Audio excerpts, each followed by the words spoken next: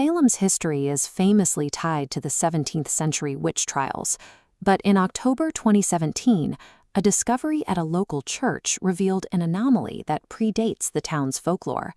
During a renovation of the St. Matthew's Church basement, workers removed a section of a 19th century wall and found a circular stone chamber that had been completely sealed off for over a century. This 3D wireframe reveals the architectural impossibility of the find. The red void space was omitted from the church's original blueprints, suggesting the chamber was hidden during the initial construction in the late 1800s. At the center of the room sat a wooden box bound in iron.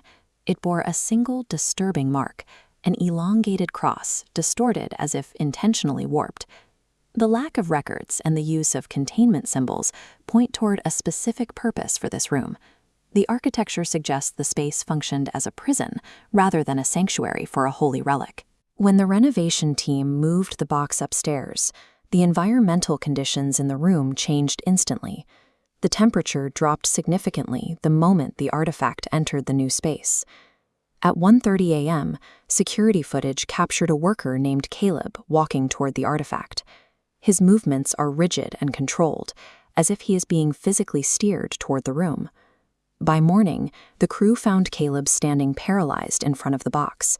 He was unblinking and unresponsive, his lips moving in a constant, silent whisper. Theological investigator Dr. Elias Grant examined Caleb's medical data and found his brain activity spiking in unnatural sequences. These spikes are mathematically precise, occurring in a sequence that lacks any biological variability. This data suggests Caleb's neurological state was being driven by an external rhythm.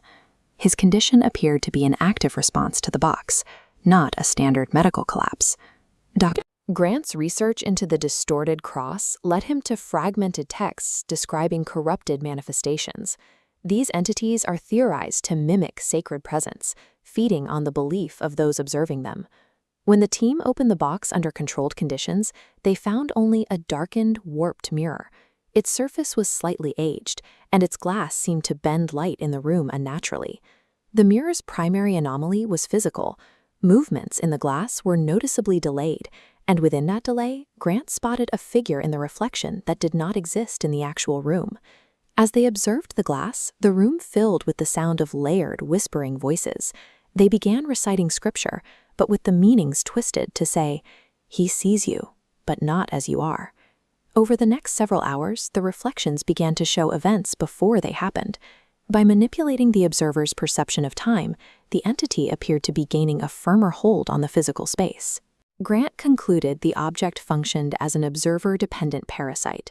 It had no independent form, instead using the focus and belief of people in the room to anchor itself into reality.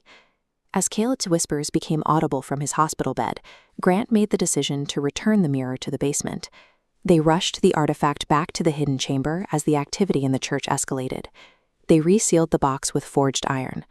The moment the final band was set, the whispering stopped and the air in the church returned to a natural temperature. The official reports from St. Matthew's listed the event as a historical containment of unknown origin, and the chamber was hidden behind reinforced stone. But Dr. Grant's private records include one final observation made in the split second before the lid was closed. As the light faded, Grant saw the figure in the glass looking directly at him. It was no longer imitating his movements. It was standing still, its features slowly shifting into a perfect copy of Grant's own face.